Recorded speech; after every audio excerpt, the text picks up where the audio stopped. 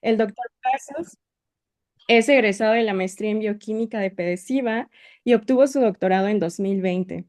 Durante su formación de posgrado, comenzó a desarrollar una línea de investigación innovadora en Uruguay, la predicción de funciones génicas mediante aprendizaje automático. Su trabajo busca aprovechar grandes volúmenes de datos para generar hipótesis sobre las funciones de genes y su participación en procesos biológicos, usando enfoques completamente computacionales. Ha sido autor principal y de correspondencia en 4 publicaciones científicas en revistas Q1 sobre este tema, y además es miembro fundador y fue el primer presidente de la RSG Uruguay, donde actualmente continúa como Faculty Advisor. En esta ocasión nos presentará y discutirá su artículo titulado Gene Function Prediction in Five Model Eukaryotes, exclusively based on gene relative location through machine learning. Bienvenido, doctor Pasos, y gracias por acompañarnos.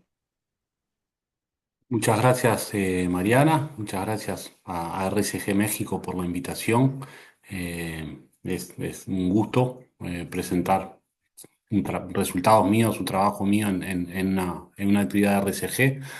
Como comentaba recién Mariana, yo mismo estuve muy involucrado con el proceso de creación de RCG Uruguay, sigo vinculado a RCG Uruguay y comparto mucho la filosofía y el espíritu de los RCGs y en particular con RCG México, con Abel, tuvimos oportunidad ya de conocernos hace un tiempo y trabajar un poco juntos. Así que, nada, muchas gracias por la invitación.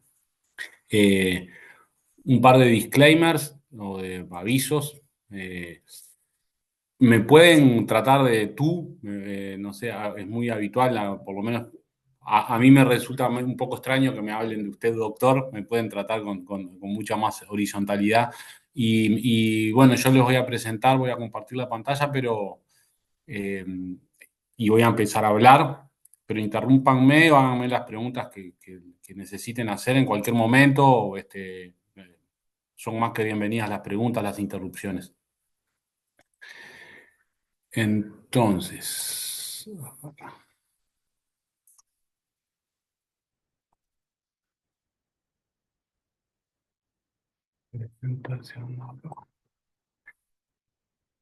bueno, yo les voy a presentar este artículo, bueno, que tiene este título. Disculpen que las diapositivas, la presentación está en inglés, los textos, pero bueno, yo lo voy a presentar todo en español, por supuesto. El artículo que fue publicado, este artículo en el 2022, ya hace más de 2 años, y bueno, su título es Predicción de función de genes en 5 organismos modelo de eucariotas. Predicción hecha exclusivamente en base a la educación relativa de los genes, utilizando Machine Learning, aprendizaje automático. Les voy a hacer una pequeña introducción al tema. Eh, la notación funcional de genes es un problema bastante general e importante de la biología en general. En la gráfica esta que se ve en pantalla, eh, vemos la cantidad de secuencias que se han ido depositando en UniProt en los últimos años, en los últimos 10 años. En rojo, ven, fíjense que la escala es logarítmica en el eje de la Y, y ven en rojo la cantidad de secuencias que se han ido depositando año a año. Y en azul, la cantidad de secuencias que tienen algún tipo de función experimentalmente validada asociada a esas secuencias. Que ven que la línea azul está en una meseta, digamos, no crece la cantidad de anotaciones con soporte experimental crece muy lentamente y mucho más lentamente que la cantidad de nuevos genes que se van secuenciando. Eh, Actualmente, menos del 1% de las secuencias y de los genes conocidos tienen algún tipo de función determinada. Y esa brecha que hay entre los genes que se saben y los genes para los que se conoce alguna función no va a ser otra cosa que crecer en el tiempo. Entonces eso ha dado lugar al desarrollo del campo de la anotación computacional de genes. Buscar maneras de, utilizando la información y los datos existentes, tratar de establecer cuáles son las funciones más probables de una secuencia basándose en alguna característica de su biología, para luego eventualmente buscar validaciones experimentales. Eh,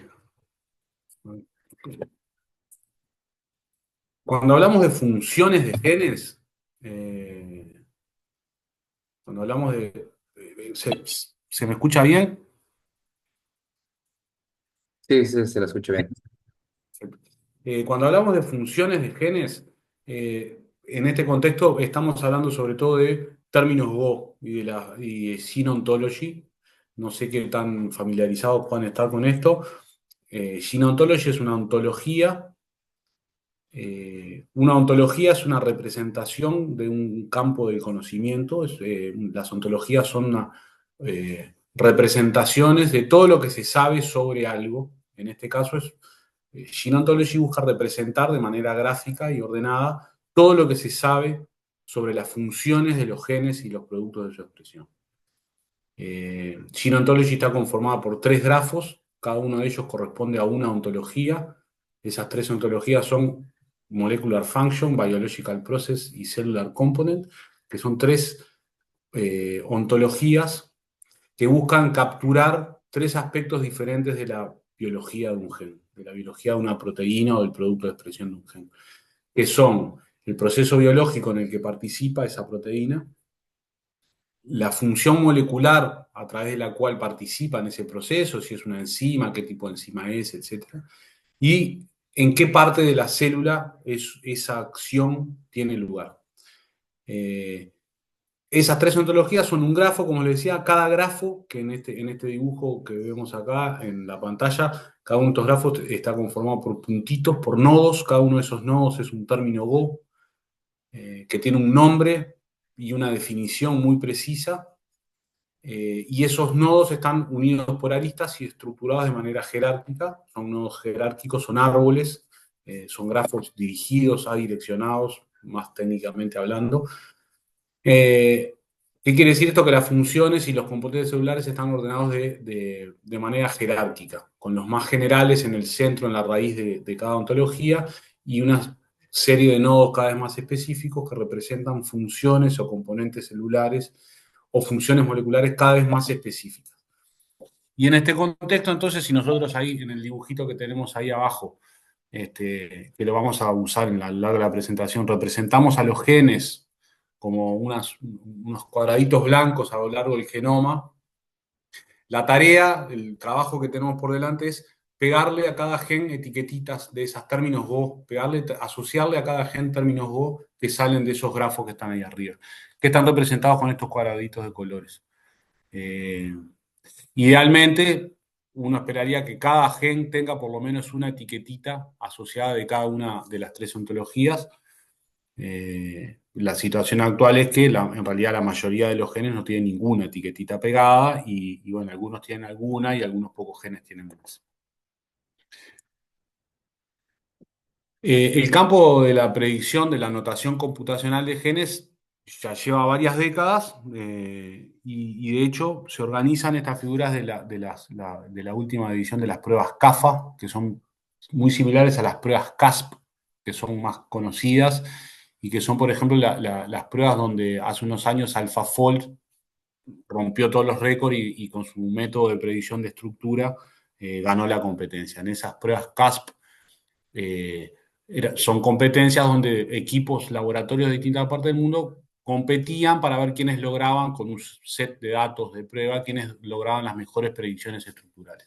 Hay unas pruebas muy similares a esas, pero que están enfocadas en predecir las funciones de los genes, las funciones de las proteínas, eh, que sirven para comparar métodos. Se han desarrollado un montón de métodos de anotación computacional utilizando distintas estrategias a partir de distintas variables predictivas. Y esta figura muestra los resultados de la última prueba. Y en realidad lo importante que yo quería mostrar acá es bueno, en general, si ven acá, después yo les voy a explicar qué quiere decir esta Fmax, pero es una métrica una métrica para comparar performances de modelos predictivos. Y acá en rojo y azul están los dos métodos, los baseline métodos básicos como los más sencillos y que se usan como referencia. Los métodos que ganan son todos muy parejos entre sí y son todos basados en principios del aprendizaje automático, en Machine Learning. Ya desde hace algunos años los métodos que se usan y que suelen ganar utilizan Machine Learning. El esquema general de trabajo está resumido en esta figura.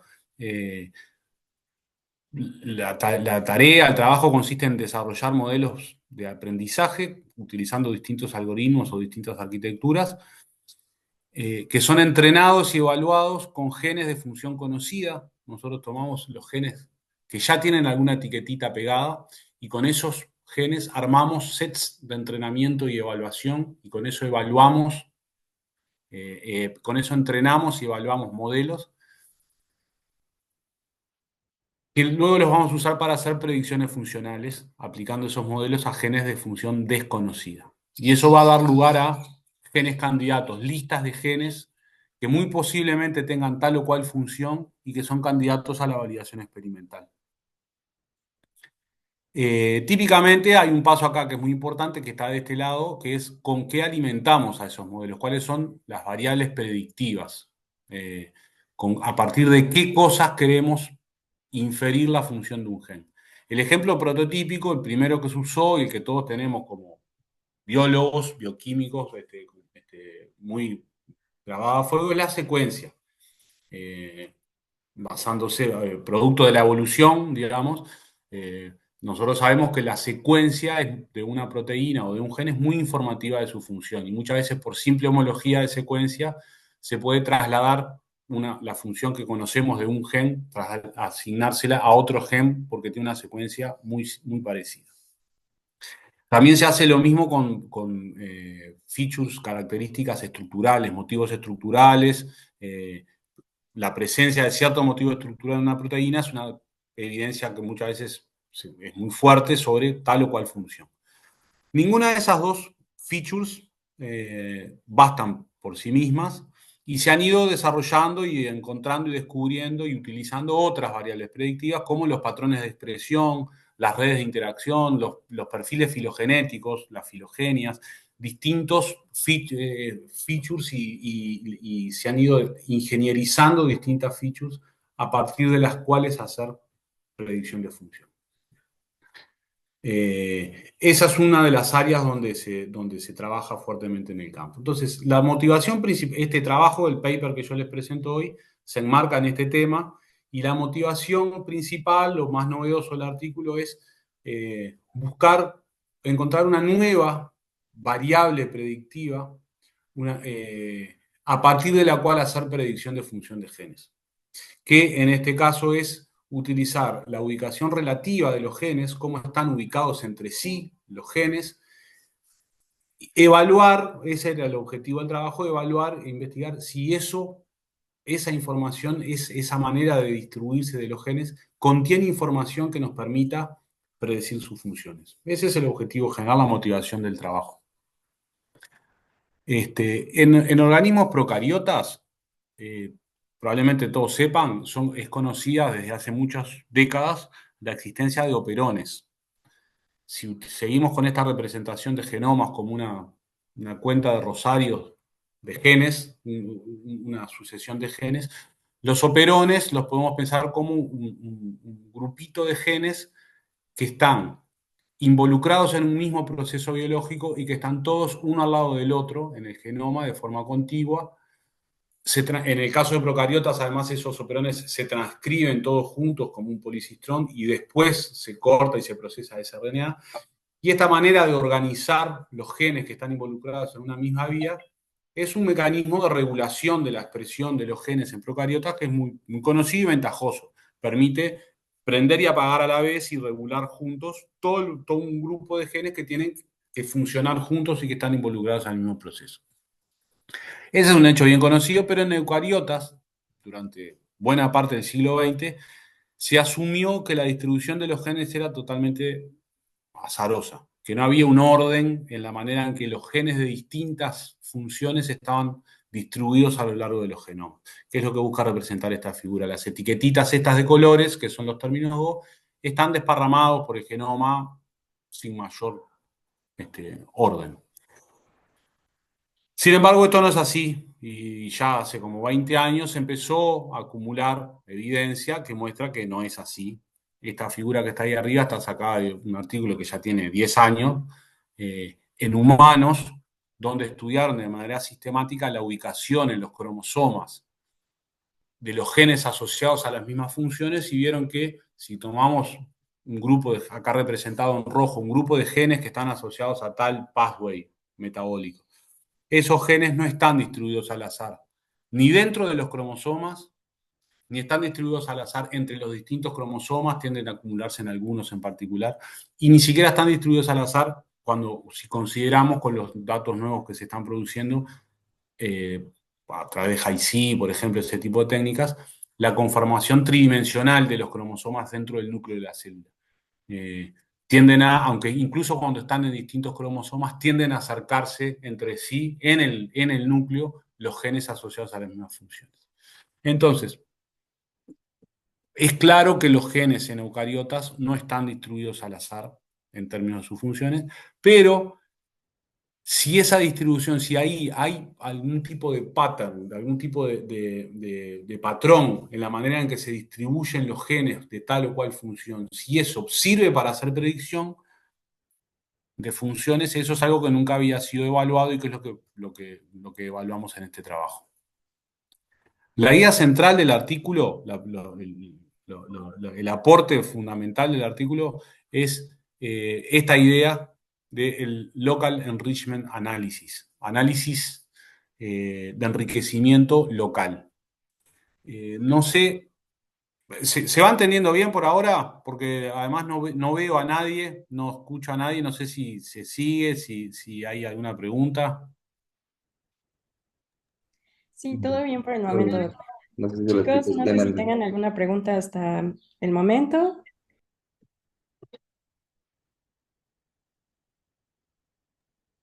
Comentan que todo bien. Ah, perfecto. Quería ver acá la hora. Entonces, la idea del enriquecimiento local es aplicar el análisis de enriquecimiento funcional, el análisis de enriquecimiento que es más habitual y que tal vez alguno lo haya escuchado, lo haya hecho, que básicamente la idea del análisis de enriquecimiento es, yo tengo una lista de genes, resultado de algún experimento, un experimento de expresión diferencial, de lo que sea, una lista de genes, y lo que se analiza es si en esa lista cierta función biológica está sobre representada. Hay más genes en esa lista asociados a el pathway tal que los que yo me esperaría encontrar por azar. Entonces es una forma de analizar listas de genes en enriquecimiento. En este caso estamos aplicando eso, pero la lista de genes que estamos analizando es la lista de genes que está en el entorno contiguo de un cierto gen de interés. O sea, imaginen acá tenemos, ¿se ve mi cursor, mi puntero? Que lo estoy moviendo ahí, Sí, sí. Sí, ¿sí? Entonces, si pensamos que este es el genoma y nosotros nos paramos acá en este gen, por ejemplo, de interés, definimos una ventanita, W, de X cantidad de genes hacia un lado y hacia el otro. Yo me paro en un gen, miro, bueno, 10 genes para allá, 10 genes para el otro lado. En esos 20 genes, los genes rojos, los genes de tal función, ¿están concentrados, están enriquecidos? ¿Hay más genes ahí que los que yo me cabría esperar por azar? ¿Cabría esperar encontrar por azar? Esa es la pregunta. Entonces, eh, fijándome en distintas funciones, evaluando el enriquecimiento en distintas funciones y con distintos tamaños de ventana, yo puedo construir una matriz de este tipo, un arreglo acá que le llamamos los Functional Landscape Array, matrices de paisaje funcional, que tienen en cada fila un tamaño de ventana y en cada columna un término Go distinto, una función diferente. Y pongo en cada celdita, sí, cuando yo me paro en este gen, con este tamaño de ventana, este término Go está enriquecido o no. Qué tan enriquecido está. Entonces construye una matriz así, que de alguna forma lo que representa es, si yo voy, me paro en ese gen y miro hacia mi alrededor, en el entorno local, ¿qué cosas, qué funciones son más frecuentes y cuánto? ¿Y cuáles están enriquecidas con respecto al resto y no? Y eso lo hacemos para todos los genes del genoma. Vamos recorriendo el genoma y asociamos a cada gen una de estas matricitas. ¿Cuál es la hipótesis? Que los genes que tengan funciones similares van a tener matrices de este tipo similares. El entorno funcional alrededor de los genes de función roja va a ser parecido. Entonces, si yo después encuentro otro gen que tiene una matriz parecida a estas, va a ser sospechoso de tener la función roja. Le voy a poder predecir la función roja. Esa es la idea. Entonces vamos a hacer eso, recorriendo el genoma y prediciendo muchas funciones distintas. Y eso esencialmente es lo que hicimos. Lo hicimos eh, trabajando en cinco organismos eucariotas modelo, que son la levadura, C. elegans, Drosophila, el ratón y Homo sapiens. Para cada uno de estos organismos trabajamos con las tres ontologías, prediciendo términos Go de las tres ontologías. Eso nos da 3 por 5, 15 clasificadores jerárquicos, 15 modelos predictores de funciones que implementamos en cada caso. Estos son organismos que los elegimos, bueno, porque son organismos eucariotas modelo, o sea, son de los que están mejor anotados. Para aplicar este método es necesario que exista ya una buena cantidad de genes de función conocida. Son diversos en términos de cantidad de genes, en términos de organización de sus cromosomas, en términos de telómeros, son filogenéticamente dispersos dentro de eucariota. Entonces decidimos trabajar con estos cinco genes, con estos cinco organismos, perdón. Y bueno, acá hay algunos detalles de la implementación de los modelos. Lo que hicimos fue implementar un clasificador binario, que después les cuento un poquito más en detalle qué es, para cada término Go, para cada función, digamos, para cada término Go, que estuviese asociado con por lo menos 50 genes en ese organismo. O sea, consideramos la levadura, hay miles de términos Go, pero solo algunos de esos tienen por lo menos 50 genes de levadura asociados a ese término. Y es para esos términos Go para los que nosotros podíamos construir entrenar, definir una muestra de entrenamiento, una muestra de evaluación y entrenar un algoritmo y hacer predicciones. Definimos las muestras de entrenamiento, los casos negativos de la muestra de entrenamiento usando la sibling policy. Eso, si después alguien tiene curiosidad, les cuento un poco qué es. Usamos un método particular para respetar el Truth Path Rule, también es un aspecto más técnico que tiene que ver con que las predicciones, como las funciones están organizadas de manera jerárquica en un grafo, las distintas predicciones tienen que mantener una coherencia interna. Y está mal, entre comillas, si yo tengo un modelo que predice con mucha probabilidad una función que está en la punta del grafo, muy específica, pero mi clasificador le asigna al mismo gen muy poca probabilidad de tener la función superior, que en realidad en la que está contenida esta función. Entonces, eso requiere un paso de corrección de corrección de las probabilidades. Y lo que hicimos fue considerar todas las funciones conocidas hasta noviembre del 2018 para entrenar nuestros modelos, y todas las funciones que se habían ido descubriendo entre noviembre del 2018 y septiembre del 21, en ese periodo, con esas funciones evaluamos nuestros modelos. Una vez entrenados, vimos cuántas veces en promedio acertaban en sus predicciones nuestros modelos. Y como métrica para evaluar la performance usamos el score F1, que después aparece un poco más detallado. Entonces, acá en esta tabla están resumidos para cada organismo cuántos genes codificantes de proteínas están definidos en cada uno de estos organismos con las versiones del genoma con las que trabajamos. Por ejemplo, en Homo sapiens, con esa versión del genoma habían 17.276 genes codificantes de proteínas. Acá están por Biological Process, Cellular Component y Molecular Function, las tres ontologías. ¿Cuántos genes tenían alguna anotación de algún término Go de esta ontología? ¿Y cuántos tenían, ¿cuántos términos Go de esta ontología tenían por lo menos 50 genes? O sea, esta columna representa la cantidad de modelos predictivos que entrenamos. Para cada uno de estos términos Go, 525 de Biological Process de levadura, 137 términos Go de componente celular de levadura, para cada uno de esos implementamos un modelo predictivo. Y acá están las métricas que obtuvimos, la más importante es esta, el Fmax, el score F1. O sea, en esta parte lo que quería mostrar importante es que predijimos miles, no nos concentramos en ninguna función en particular, sino que predijimos miles de funciones distintas. Para cada uno de esos clasificadores binarios lo que entrenamos fue un modelo, utilizamos el algoritmo de Support Vector Machines, SVM, que acá muy brevemente está ilustrada el concepto que utiliza este algoritmo para clasificar.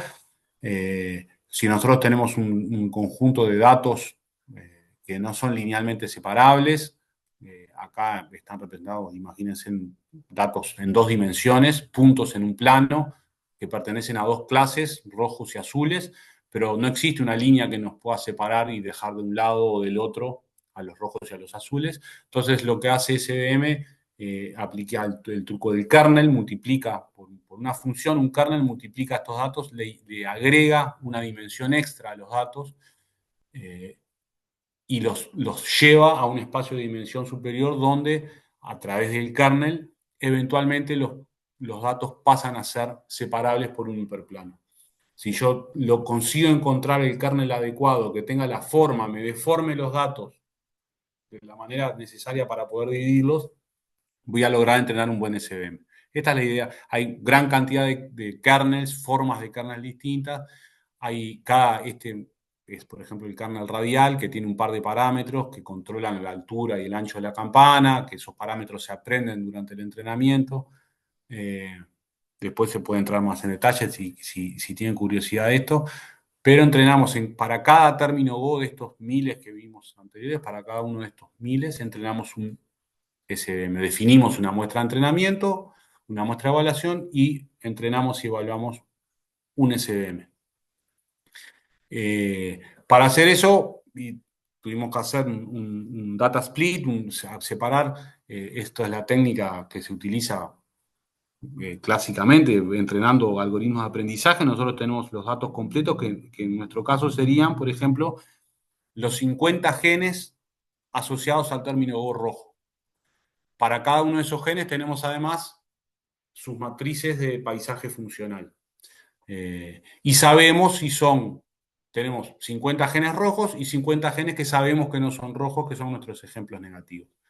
Está representado acá como la etiquetita amarilla o naranja, si son o no son de la función de interés.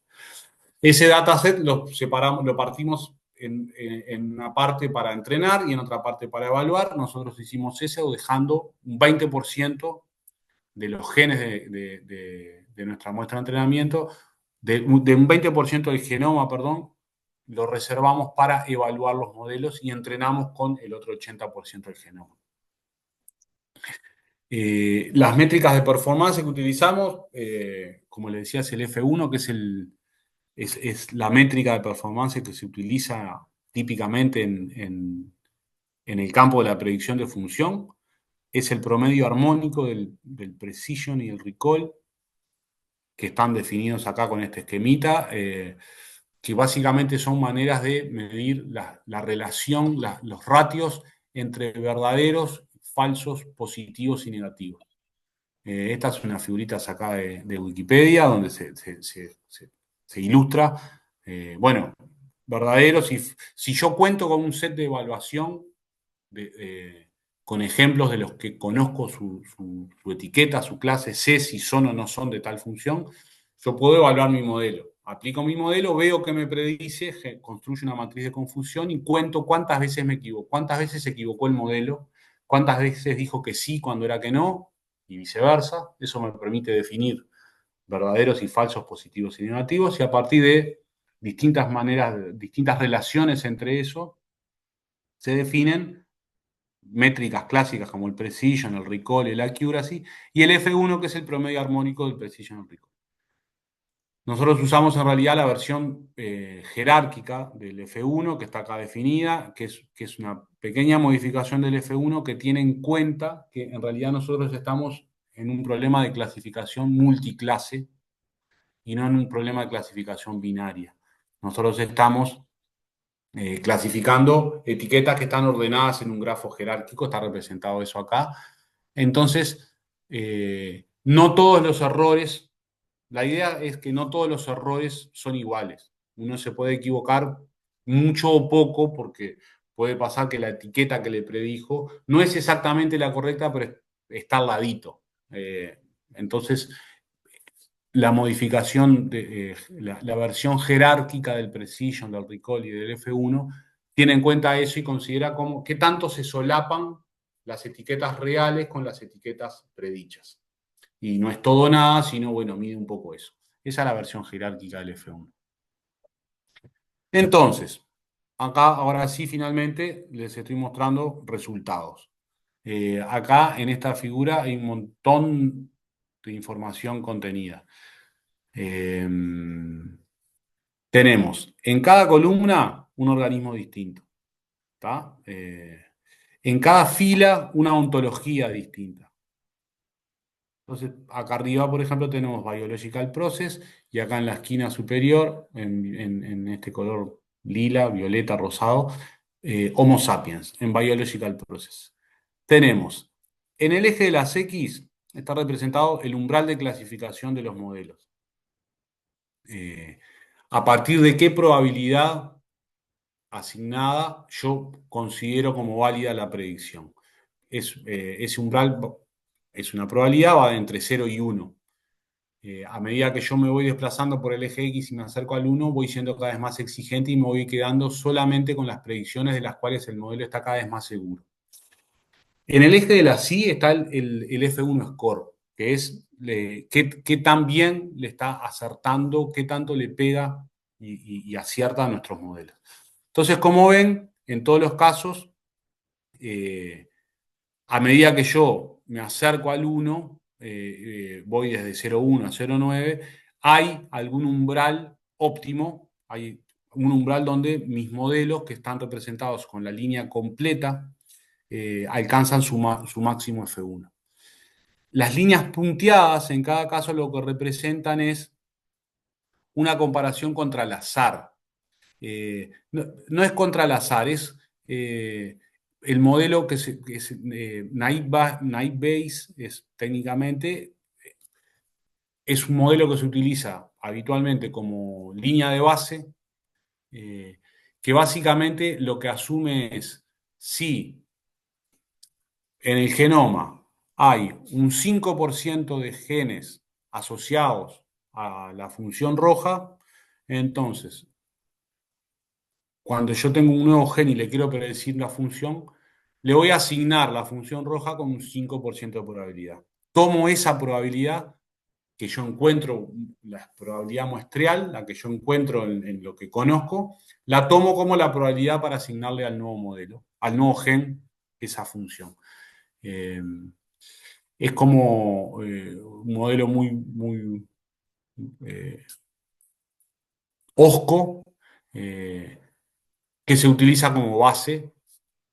Y bueno, y lo que muestran en esencia, lo más importante que muestra esta figura es que en todos los casos, para todos los organismos y para las tres ontologías, predecir las funciones exclusivamente utilizando estas matrices de paisaje funcional, utilizando exclusivamente la manera en que están concentrados a lo largo del genoma las distintas funciones, en todos los casos aporta información, le permite a los modelos despegarse del azar. Eso es un poco lo importante de esta figura. Para algunos organismos más, para otros menos. Es interesante ver cómo es incluso un poquito mejor para los organismos más complejos. Pero eso es un poco lo que muestra esta figura. En esta otra figura es otra manera de ver esa información. Lo que estamos viendo es en cada panel una ontología distinta y ahora en este panel, por ejemplo, Biological Process, están los 5 organismos juntos, cada uno con un color, y cada línea lo que representa es el ratio, la relación que hay entre el F1 que alcanzó nuestros modelos entrenados, el modelo entrenado con la ubicación, dividido el F1 que alcanza el modelo random. Nos permite visualizar de otra forma qué tanto y para qué umbrales nuestros modelos se alejan más del azar. Si nuestro modelo le acierta más o menos, le acierta lo mismo que uno le acierta tirando al azar, ese ratio es 1. A medida que se aleja de 1, nuestro modelo se está alejando más del azar. Y acá vemos que, bueno, eso de vuelta se cumple en todos los casos. Lo interesante es acá que en la ontología en la que se aleja más, los modelos se alejan más del azar es en Biological Process, que es, eso no lo dije, pero que es típicamente es la ontología más difícil de predecir, la ontología que le suele costar más a los modelos, y la ontología donde la homología de secuencia y la homología estructural funciona peor, es menos informativa. Y en realidad, si uno lo piensa un poco, es bastante razonable. Conociendo la secuencia de una proteína, uno puede estar bastante seguro, por ejemplo, si eso es una óxido reductasa, porque tiene tal dominio y sabe que tiene tal sitio de acción enzimático. Ahora, saber en qué momento y en qué parte del organismo y en qué proceso biológico esa enzima está presente y es importante, es mucho más difícil de saber a partir de la secuencia. Entonces acá esto es interesante porque este otro método, que es independiente de la secuencia y que se centra en la ubicación relativa, parece ser más informativo justamente ahí donde la secuencia es menos informativa.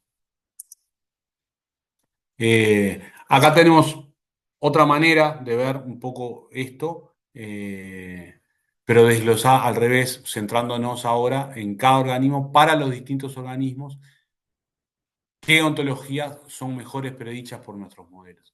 Y acá de vuelta, y sobre todo está interesante ver acá en ratón cómo el verde, que es Biological Process, es la que es. En todos los casos está como por arriba el verde, salvo acá al final que se despega en levadura cellular component, pero si no, en los demás casos es la ontología Biological Process la que da lugar a las mejores métricas. Y finalmente, acá lo que hicimos fue comparar los resultados de nuestros modelos con las métricas que se obtuvieron en las últimas pruebas CAFA, que les contaba al principio, con los baseline methods, de los que les conté, en particular con BLAST, o sea, con asignar función a partir de la secuencia pura y dura y nada más. Estaban disponibles los datos para 3 organismos en las últimas pruebas CAFA, que son estos Drosophila, ratón y Homo sapiens, para las 3 ontologías. Y acá ven en cada panel, en naranja, la performance obtenida por las FLAS, los Functional Landscape Arrays, el método nuestro, y en verde con BLAST.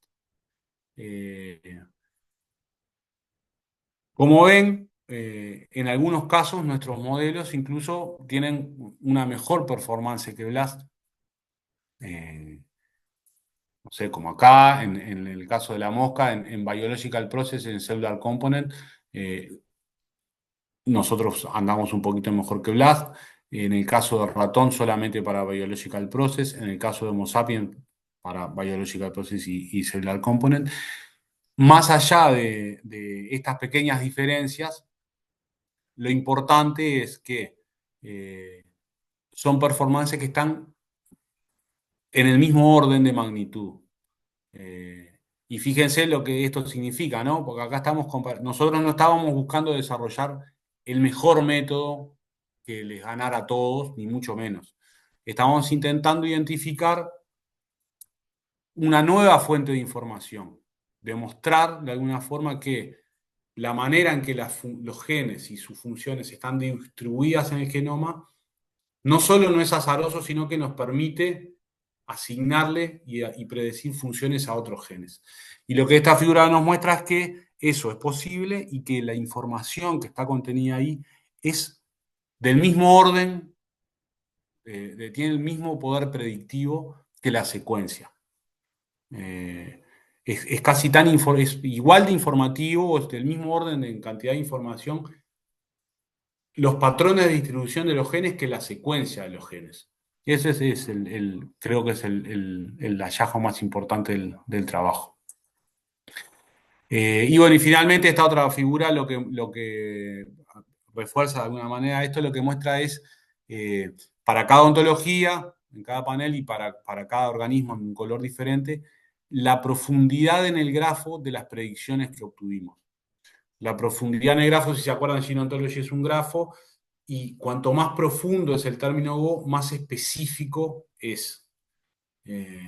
Entonces, y mejor, más útil, digamos, porque, por ejemplo, puede haber un término Go, hay un término Go que tiene una profundidad de 1, que es metabolismo, entonces, o proceso celular.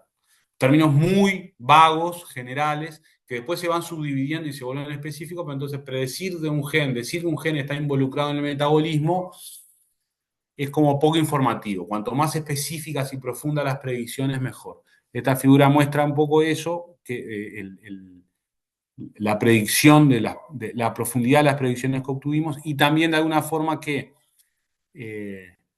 las predicciones dentro de la ontología Biological Process no solamente se equivocaba menos, nuestros modelos se equivocan menos en esa ontología, sino que además proveen de predicciones más específicas, más profundas. Las predicciones acá en Biological Process tienen una distribución un poquito más corrida hacia la profundidad.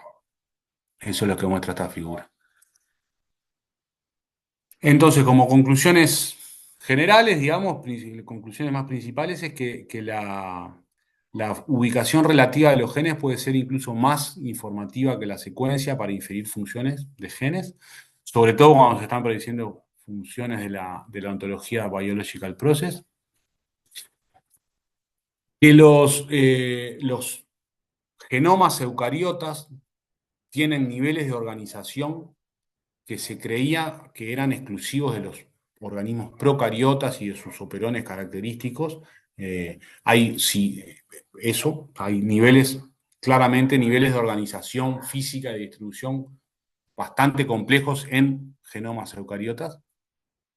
Y lo otro que obtuvimos como resultado concreto son miles de predicciones funcionales nuevas que pueden dar lugar a experimentos concretos, a validaciones experimentales que pueden ser muy útiles para guiar el trabajo experimental.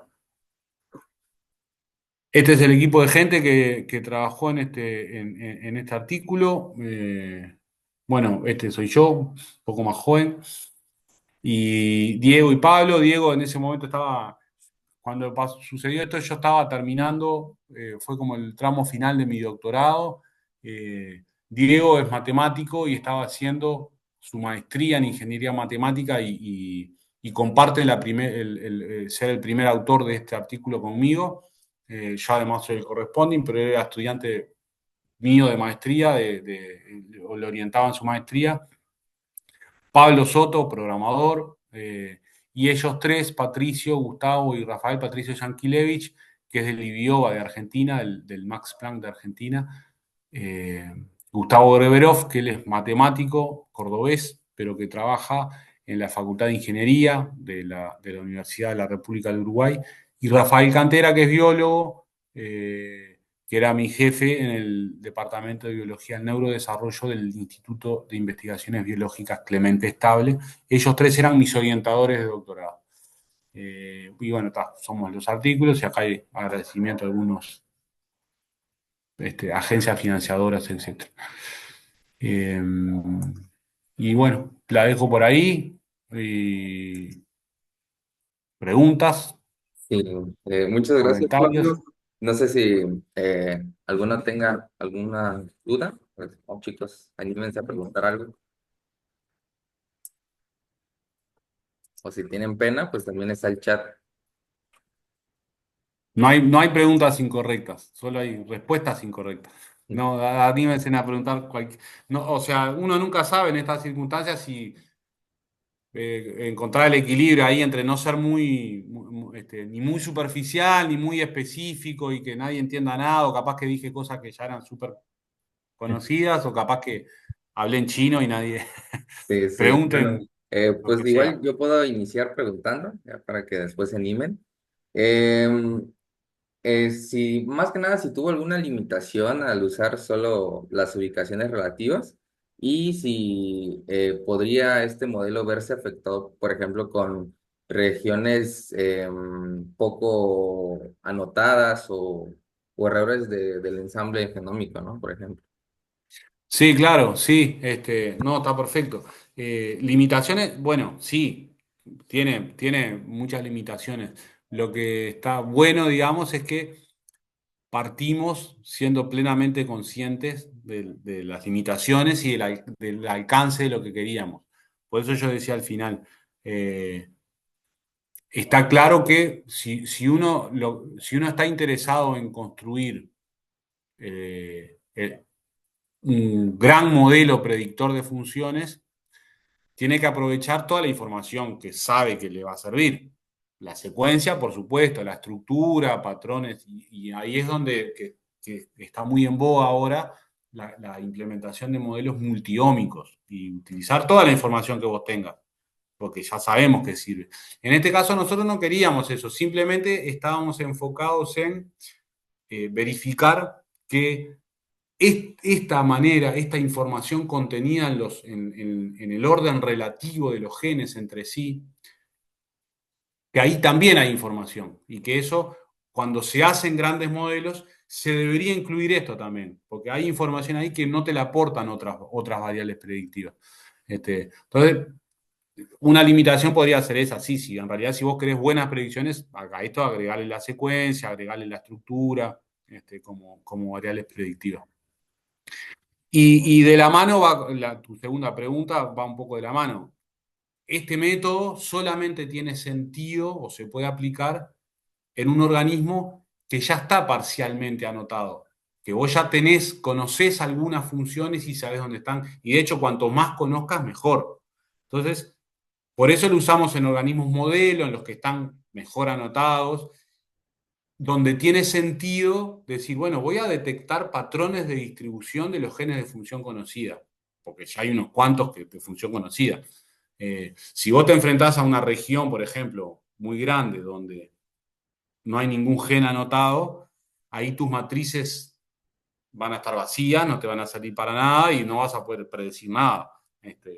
Ni que hablar si te enfrentás a un organismo ensamblado de nuevo, que no tenés ninguna función conocida. Es algo que es como para usar, para mejorar algo donde ya hay una base, como una capa nueva de que aporte información. Sí, sí, No sé sí. si. Sí, no, está muy bien. O sea, es como un complemento a algo ya preestablecido más para los Claro, organismos que ya claro. están. Este, acá estoy viendo que en el chat Luis pregunta, ¿han podido validar alguna de las predicciones experimentalmente? No, o sea, no a propósito nosotros. Yo no. Lo podría hacer, creo que tendría que hacerlo, podría hacerlo. Ir a revisar ahora a posteriori a ver a chequear cuántas de esas predicciones que hicimos en el 2022, cuántas se han validado o no. Lo hice he hecho ese ejercicio con otros trabajos, en otros artículos. Yo tengo un par de artículos, por ejemplo, donde nos enfocamos más en los genes sinápticos. Ahí nos enfocamos en una función específica, buscando genes importantes para la sinapsis neuronal. y desarrollamos unos modelos ahí. Y ahí sí, por ejemplo, después hicimos todo un seguimiento en el tiempo de nuestras predicciones y cuántas de esas predicciones, cuántos de los nuevos genes sinápticos que se iban descubriendo en la bibliografía mes a mes, estaban o no en las predicciones. Hicimos todo ese ejercicio. En este caso no lo he hecho. Pero en el Y artículo, al final, bueno, al menos yo observé. en el artículo lo que hay, pero no lo hicimos nosotros. O sea, eso fue como parte incluso fue parte del proceso de revisión. Los revisores en un momento nos dijeron, bueno, ¿por qué estaría bueno que vos discutieras, comentaras? Ya, en el proceso me acuerdo que este artículo, bueno, lo mandamos a alguna revista, en Scientific Report, que es donde quedó finalmente publicado, estuvo 4 meses para que le asignaran un editor, eh, el artículo. Pasaron 4 meses hasta que y el editor después se lo pasó a un revisor que estuvo un par de meses para mandar revisiones, nos mandó unas revisiones. O sea, desde que mandamos el artículo hasta que se publicó, pasaron como 10 meses. Y en ese interín, además, desde que nosotros nuestro trabajo lo habíamos terminado bastante tiempo antes a mandar el artículo. Entonces, ahí en el interín los revisores nos dijeron, bueno, agarren, elijan, fíjense, identifiquen algunas de sus predicciones que hayan sido validadas por alguien, no a propósito, pero digamos, no es que un equipo de investigadores tomó nuestra predicción y fue a ver si era verdad, sino que estaban en sus líneas de investigación, trabajando en X cosas, y resulta que encontraron que tal gen está asociado a tal función y coincidía con nuestras predicciones. Y eso lo comentamos en el artículo, en la discusión, ahí hicimos ese ejercicio de salir a buscar evidencia que confirmara nuestras predicciones, pero no lo hicimos nosotros, digamos, no fue que nosotros fuimos a validar experimentalmente. Y yo de hecho ahora en realidad me fui para los procariotas. Estoy trabajando, me cambié de instituto, cambié un poco de mismo tema, pero estoy trabajando en bacterias y que es un poco más difícil todo, más fácil la validación, pero hay menos cosas anotadas. Hay otra pregunta ahí. ¿La matriz GM se refiere a todos los términos Go existentes para una categoría? La matriz GM, ¿a cuál te referís, Luis? Eh, para.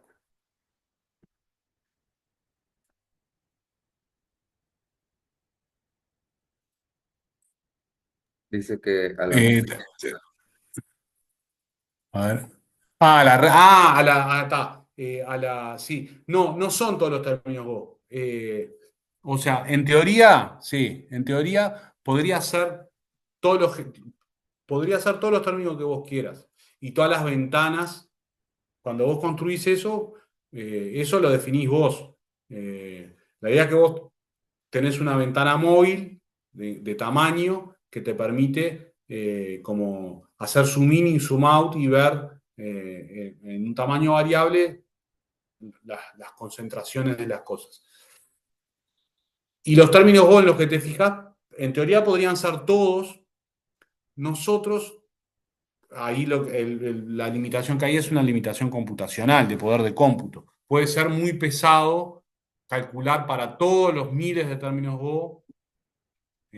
Entonces nosotros ahí aplicamos un criterio un poco más restrictivo y seleccionamos solo algunos términos Go, basándonos en la cercanía en la ontología eh, de los términos Go al término Go que estás prediciendo, digamos. Si te acordás, para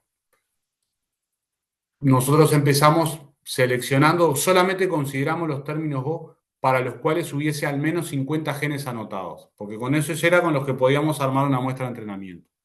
Entonces, tenemos esos 634 términos Go que cumplen con esa condición. Tienen por lo menos 50 genes. Agarramos cada uno de esos términos Go y construimos una muestra de entrenamiento y construimos esas matrices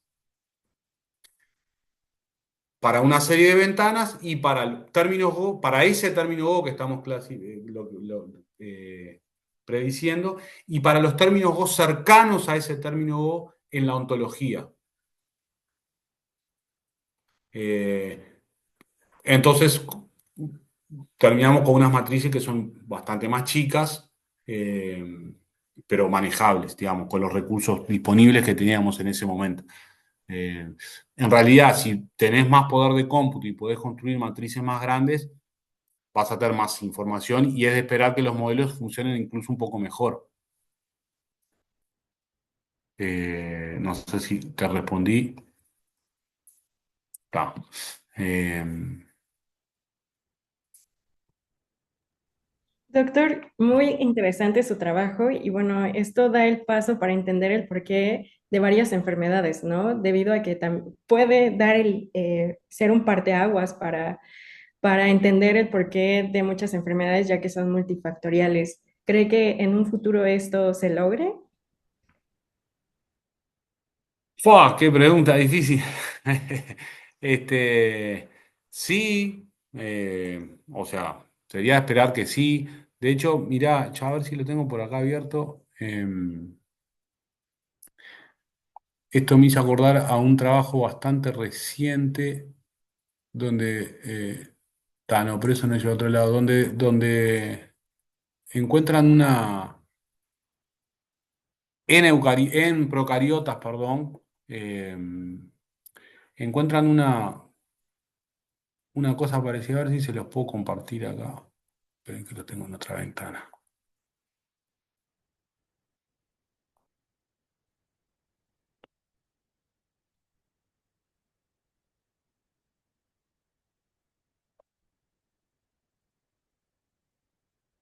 Miren, ¿ven ahí mi pantalla?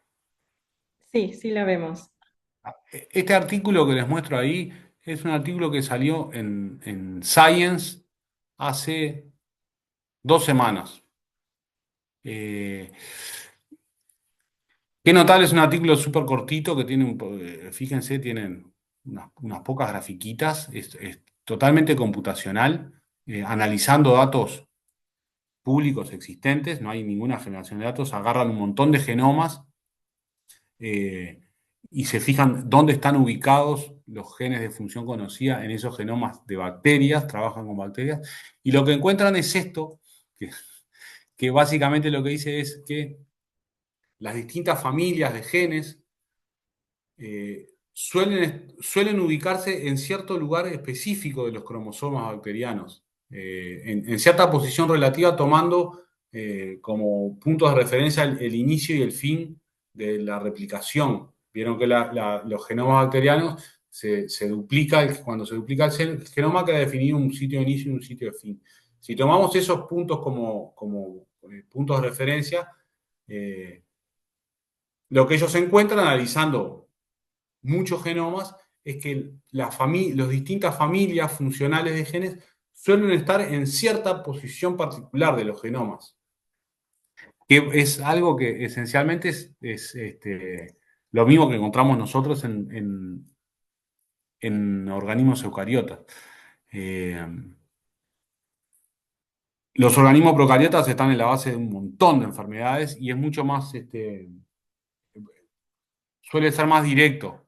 Eh, Traquear el origen genético de un proceso infeccioso que un proceso de una enfermedad genética en seres humanos. Eh, no sé, yo te diría que sí, que es posible que primero por el lado de procariotas vaya quedando muy pronto, vaya quedando cada vez más claro la importancia que tiene la ubicación y la organización del genoma en términos de ubicación. eh, para entender el rol biológico y las funciones de los genes. Eh, Esperemos que sí, que se avance rápido en eso. Perfecto, muchas gracias, doctor. Chicos, ¿alguna otra duda? O pregunta. Si no, igual podríamos pasar al tema de las preguntas más personales, ¿no? Que siempre al Exacto. final hacemos como un, unas pequeñas pues, charlas para saber más sobre la vida de, de nuestros participantes. Bien, cómo no, encantado, sí.